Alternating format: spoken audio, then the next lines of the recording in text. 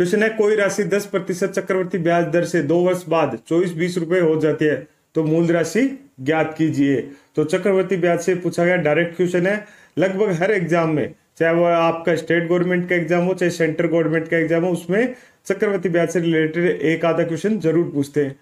तो अब आपको पता है कि जो सीआई का फॉर्मूला होता है, सीआई कंपाउंड इंटरेस्ट जिसको बोलते हैं हम चक्रवर्ती ब्याज, वो होता है P1 plus R upon 100 minus P मूलधन, इसको मूलधन, ठीक है।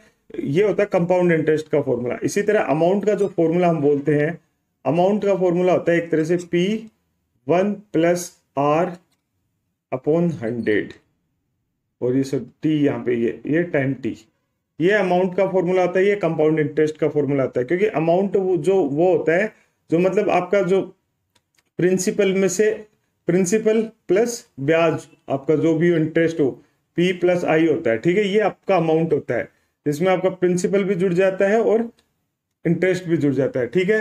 तो ये अमाउंट का फॉर्मूला है और ये कंपाउंड इंटरेस्ट जिसको बोलते हैं हम इंटरेस्ट का फॉर्मूला है।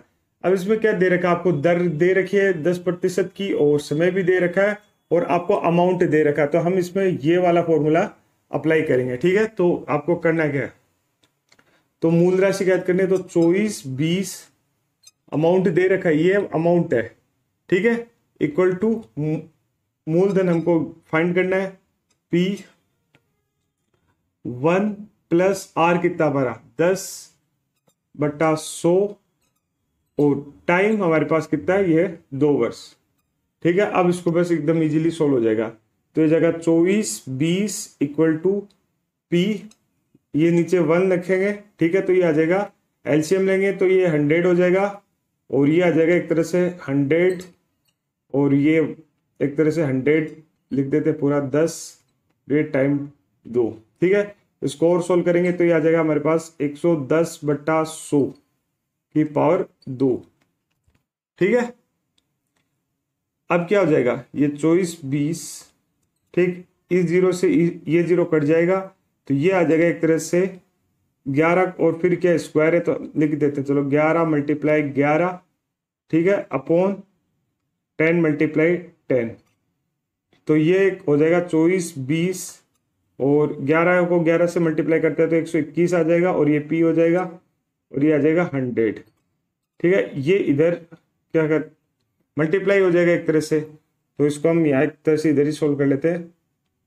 तो ये आ जाएगा 121P इक्वल टू 24-20 और 2 जीरो इसमें मल्टीप्लाई हो जाएंगे, ठीक है।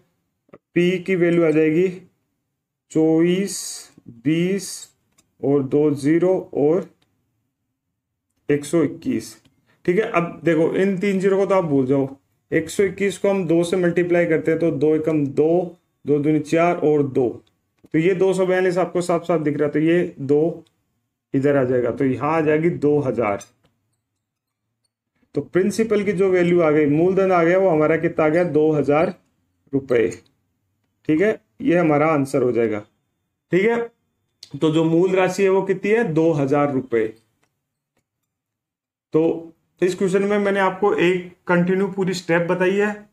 उसका मेन रीजन ये है कि जो पहली बार वीडियो देख रहे हैं या जो चक्रवर्ती ब्याज निकालना सीख रहे हैं या जो 7th 8th 9th 10th class के जो स्टूडेंट है, क्योंकि एग्जाम में जो आप कंपटीटिव एग्जाम दोगे तो उसमें इतना टाइम नहीं रहता, वहां पे आपको इतनी स्टेप निकालनी नहीं होती, वहां ऑब्जेक्टिव टाइप क्वेश्चन आता है तो वहां आपको फास्ट फॉरवर्ड क्वेश्चन करना होता है, ठीक है। तो वहां आप बहुत सी शॉर्ट ट्रिक भी यूज करते हो, तो वो उनके लिए नहीं है, जो सीख रहे हैं तो ये उनके लिए। तो इसका जो आंसर आ गया वो आ गया 2000 रुपए मूलधन, ठीक है। और उनको ये फॉर्मूले पता होने चाहिए, चाहे आपको फास्ट फॉरवर्ड मेथड आता हो या ना आता हो, ठीक है। ये 2 फॉर्मूले तो आपको पता होने ही चाहिए।